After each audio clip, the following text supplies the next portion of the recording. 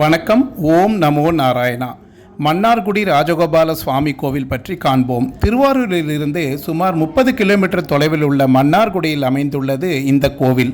குருவாயூரை போலவே மன்னார்குடி ராஜகோபால சுவாமி கோவிலையும் தட்சிண துவாரகை, தென் துவாரகை என்று அழைக்கிறார்கள்.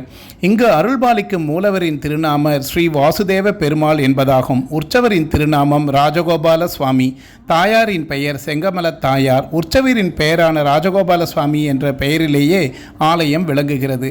பெரிய திருவடி என போற்றப்படும் கருட வாகனத்தில் பெருமாள் எழுந்தருளுவதே தனி அழகும் கம்பீரம்தான். கருட வாகனத்தில் பெருமாளை தரிசிப்பவர்களுக்கு மறுபிறவியே இல்லை என்பது வைஷ்ணவர்களின் மாபெரும் நம்பிக்கை. பெருமாளுக்கு வாகனமாகவும் அவரது கொடியின் சின்னமாகவும் இருப்பவர் கருட பகவான். சாதாரணமாக இரு பெரிய இறக்கைகளுடன் மனிதனைப் போல வடிவு கொண்டு வளைந்த மூக்குடன் அழகிய முகத்தோற்றத்தில் பெருமாள் எதிரே நின்ற திருக்கோலத்தில் தான் காட்சி தருவார். வாகனமாக திருமாலை எழுந்தருள செல்லும் போது அமர்ந்த நிலையில் காட்சி தருவார். சிறந்த பக்தி, ஞாபக சக்தி, வேதாந்த அறிவு, வாக்கு சாதுரியம் போன்றவை கருடனை வணங்கும் போது கிடைக்கும் என ஈஸ்வர சம்ஹிதை நூல் கூறுகிறது. கருடாழ்வாரை வணங்கி உபவாசம் இருந்தால் மனநோய், வாய்வு நோய், இதய நோய், தீராத விஷ நோய்கள் தீரும் என கருட தண்டகத்தில் கூறப்பட்டுள்ளது. கருடன் நிழல்பட்ட வயல்களில் அமோக விளைச்சல் உண்டாகும் என்பது கிராம மக்களின் நம்பிக்கை. கருட பகவானை நினைத்தாலே விஷ உயிர்களின் மூலம் உருவாகும் பயமும் துன்பமும் மறையும் என்பது ஐதீகம். இத்தலத்தில் செங்கமல தாயார் சன்னதி அருகே பெருமாள் சன்னதி எதிரே பெண் வடிவ கருடாழ்வார் காட்சி தருகிறார். இப்படி பெண் வடிவில் காட்சி தரும் கருடாழ்வாரை வேறெங்கும் நாம் தரிசிப்பது அரிது. இந்த பெண் வடிவ கருடாழ்வாருக்கு நெய் தீபம், எலுமிச்சை தீபம் ஏற்றி வழிபட்டால் திருமண தோஷம், புத்திர தோஷம் விலகிவிடும். 33 ஏக்கர் பரந்த நிலப்பரப்பில் அமைந்துள்ள மன்னார்குடி ராஜகோபாலன் கோவில் சில நூற்றாண்டுகளுக்கு முன்பு வரை இது மன்னார் கோவில் என்று அழைக்கப்பட்டது. ஆழ்வார்கள் இங்கு மங்களாசாசனம் செய்யவில்லை. என இது ஒரு திவ்ய தேசம் அல்ல, மாறாக ஒரு அபிமான ஸ்தலமாக மட்டுமே விளங்குகிறது. 154 அடி உயரமுள்ள இந்த பிரம்மாண்டமான கோவில் கோபுரம் விஷ்ணு கோவில்களில் 4வது உயரமானதாகும். மன்னார்குடிக்குள் வாகனத்தில் செல்லும் போதே 5 முதல் 10 கிலோமீட்டர் தொலைவில் இருந்தே இதை காணலாம்.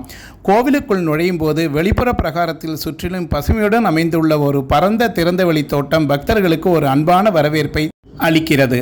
அதன் பிறகு பிரம்மாண்ட தூண்கள் மற்றும் மண்டபங்களுக்கு இடையே ஒரு நீண்ட பாதை வழியாக நடந்து ராஜகோபாலன் சன்னதியை அடையலாம். இக்கோவில் கிபி 1072, 1150 காலகட்டங்களில் சோழ ஆட்சியர்களான முதலாம் மற்றும் 2ஆம் குலோத்துங்க சோழனால் கட்டப்பட்டதாக நம்பப்படுகிறது. பின்னர் கிபி 16ஆம் மற்றும் 17ஆம் நூற்றாண்டுகளில் நாயக்க மன்னர்களால் இது மேம்படுத்தப்பட்டு செம்மைப்படுத்தப்பட்டது. இவ்விடம் செம்பகாரண்ய கஷேத்திரம் என்று அழைக்கப்படுகிறது.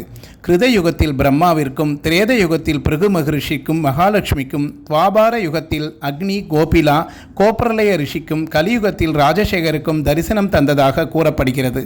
7 பிரகாரங்கள், 16 கோவில் கோபுரங்கள், 18 விமானங்கள், 24 சன்னதிகள், 33 ஏக்கர் பரப்பில் அமைந்துள்ள கோவில், அதனுடன் அதே அளவு பரப்பில் உள்ள கோவில் குளமும் ஸ்ரீரங்கத்தைப் போலவே ஆண்டு முழுவதும் நடைபெறும் திருவிழாக்கள், மிக அழகான மற்றும் கம்பீரமான தோற்றமுடைய வாசுதேவன், ஒரு காதில் தொங்கும் குண்டலத்துடன் மற்றொரு காதில் கோபியரின் காதணியுடன் காட்சியளிக்கும் அழகும் வசீகரமும் நிறைந்த ராஜகோபால சுவாமி, இவை அனைத்தும் இதனை ஒரு அற்புதமாக வைணவ கோயிலாக மாற்றுகின்றன. திருமங்கை ஆழ்வார் இவ்விடத்திற்கு வருகை தந்ததாக கூறப்படுகிறது. அவர் கோவிலின் நுழைவாயில் வரை வந்து அங்கு தரையில் கிடந்த துவதஸ்தம்பத்தை தூக்கிவிட்டு சென்றார்.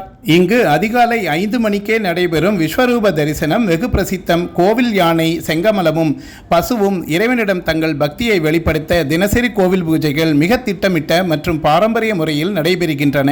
கோவில் யானை ராஜகோபால பெருமானின் முன் மண்டியிட்டு பிரார்த்தனை செய்வதும் பின்னர் தன் தும்பிக்கையை உயர்த்தி இறைவன் மீது நீர் பொழிவதையும் ஒருவர் நேரில் காணலாம். இது அதிகாலை காண்பதற்கு அழகான காட்சியாகும். மகாபாரதத்தில் மன்னார் கோவிலில் ஓர் இரவு தங்குபவர் 1000 பசுக்களை தானமாக வழங்கி புண்ணியத்தை பெறுவார் என்றும் அந்த அளவிற்கு அவ்விடத்திற்கு முக்கியத்துவம் உண்டு என்று புலஸ்தியர் பீஷ்மரிடம் கூறுகிறார். ரிஷி வக்னிமுகரின் பிள்ளைகளான கோபிலரும் கோப்பராலய ரிஷியும் மோட்சமடைய விரும்பி நாராயண பெருமானிடம் பிரார்த்தனை செய்தனர். அவரோ கிருஷ்ணரின் ஆசீர்வாதங்களை பெற துவாரகைக்கு செல்லுமாறு அவர்களை கேட்டுக்கொண்டார். அவர்கள் துவாரகையை அடைவதற்குள் கண்ணனின் அவதாரம் முடிவடைந்திருந்தது. நாரதர் அந்த ரிஷிகளையும் தென் துவாரகைக்கு செல்லுமாறு கேட்டுக்கொண்டார். அதன்படி அவர்கள் இங்கு வந்தனர். அவர்கள் இருவருக்கும் கிருஷ்ணராக தரிசனம் அளிக்கும்படியும் துவாரகையில் கிருஷ்ணர் செய்த விளையாட்டுகளை தங்களுக்கும் காண்பிக்குமாறு பெருமானிடம் வேண்டினர். அவர்கள் வேண்டுகோளுக்கு இணங்கி நாராயண பெருமான் கிருஷ்ணராக அவர்களுக்கு முன் தோன்றி துவாரகையில் யமுனை நதிக்கரையில் கண்ணன் ஆடிய அத்தனை விளையாட்டுகளையும் ஹரித்ரா நதிக்கரையில் செய்து காட்டினார். கோயிலுக்கு அருகில் ஹரித்ரா நதி குளம் அமைந்துள்ளது. மேலும் ஒரு நதி பெரிய குளமாக மாறியது என்றும் அந்த குளத்தில் தான் ராஜகோபாலர் புகழ்பெற்ற ராசலீலாவை நிகழ்த்தினார் என்று பிரபலமான நம்பிக்கை உள்ளது. இந்த பிரம்மாண்ட கோவிலின் கருவறையில் வாசுதேவரின் 7 அடி உயரம் அவரது மனைவிகளான ஸ்ரீதேவி மற்றும் பூதேவியுடன் இருபுறம் உள்ளது. ஸ்ரீ ராஜகோபால சுவாமி ருக்மணி மற்றும் சத்யபாமாவுடன் பசுவின் முன் நின்று கட்டளையிடும் தோற்றத்துடன் ஊர்வல தெய்வம். இந்த சிலை விஷ்ணுவின் உருவங்களிலேயே மிகவும் அழகானதாகவும் கவர்ச்சியாகவும் கருதப்படுகிறது. சந்தான ராஜகோபாலன் என அழைக்கப்படும் கிருஷ்ணர் பாம்பு ஆதிசேஷன் மீது சிரோனாக படுத்திருக்கும் மற்றொரு சிலை உள்ளது. இந்த சிலை வெண்கலத்தால் ஆனது மற்றும் வேலைப்பாடு மிகவும் சிறப்பாக உள்ளது. சந்தான கோபாலன் வழிபாடு சிறப்பு வாய்ந்தது. சந்தான கோபாலகிருஷ்ணரின் திருவுருவத்தை மடியில் வைத்தால் மலட்டு தம்பதியர் சந்ததியை பெறுவார்கள் என்பது பிரபலமான நம்பிக்கை. செண்பகவல்லி தாயார் சன்னதியும் வலப்புறம் ராஜநாயகி மற்றும் துவாரநாயகி சன்னதிகளும் உள்ளன. அவளுக்கு 4 கைகள் உள்ளன. இக்கோவிலில் தனி பிரகாரங்கள் உள்ளன. சன்னதியில் சற்றே பசுவை நோக்கி சாய்ந்து ஒற்றை ஆடை, காதணி, தொங்கும் குண்டலத்துடன் வலது கையில் 3 நெளிப்பற்கள், இடது கையால் சாட்டியுடன் கூடிய தங்க கம்பியை ஏந்திவாறு சன்னதியில் இருக்கும் இறைவன் அழகு கொண்டவர். ஸ்ரீ சத்யபாமாவின் தோளில் நிலைத்து நின்று திரிபங்க தோரணியில் வசீகரமாக நின்று பார்ப்பதற்கு மிகவும் அழகாக ஸ்ரீ வித்யா ராஜகோபால சுவாமி வசீகரமாக இருக்கிறார். மேலும் ஸ்ரீதேவி பூதேவியுடன் கூடிய மூலவர் பரசுவாசுதேவர் பார்ப்பதற்கு கம்பீரமாக இருக்கிறார். நின்ற கோலத்தில் மூலவர் சங்கு, வட்டு, சூலாயுதம் ஆகியவற்றை பிடித்து கொண்டு முழுக்க முழுக்க வெள்ளி கவசத்தால் அலங்கரிக்கப்பட்டு நம் தோஷங்கள் அனைத்தையும் அகற்றுவதோடு அருளையும் ஆசீர்வாதத்தையும் தருகிறார். சன்னதியை வழிபடுபவர்களுக்கு அருளும் தகுதியும் வழங்குவது மட்டுமல்லாமல் கோவிலுக்கு சொல்ல முடியாமல் இருப்பவர்களுக்கும் நன்மை வழங்குவதில் ஆர்வத்துடன் அவர் தெருக்களில் சடங்கு ஊர்வலம் செய்கிறார். தல இறைவனுக்கு மதுரை கள்ளழகர் கோவில் போல தினமும் மாலையில் மட்டும் தோசை நைவேத்தியம் செய்யப்படுகிறது. இங்கு வெண்ணெய்த்தாழி உற்சவம் சிறப்பாக நடைபெறுகிறது.